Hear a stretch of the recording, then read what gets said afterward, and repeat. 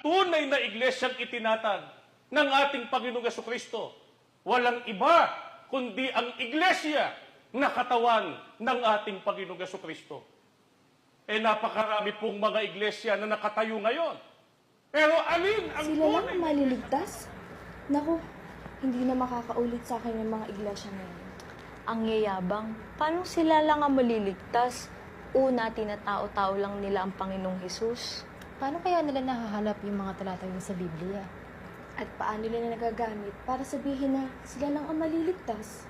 Hindi naman pwedeng sila lang. Ang dami-daming tao sa mundo.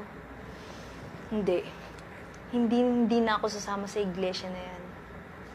Kahit pa mabait yan si Alex at magaganda ang mga libro na dinideliver sa atin. Tama na. Kaya lang naman ako ay pumayag kayo'y dumalo sa pagsamba dahil sa anyaya niyang si Alex. Pero ngayon, nang malaman natin na sinisiraan tayo ng mga iglesia na yan, hindi na tayo magpapaunlak sa kanilang anyaya. Sister, maghanap na lang kayo ng ibang pwedeng mag-deliver ng mga aklat.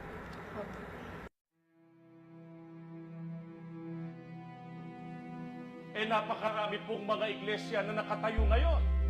Pero alin ang tunay na iglesyang katawan ng ating Panginoong Jesucristo? Ano po ang pangalan ng iglesyang katawan?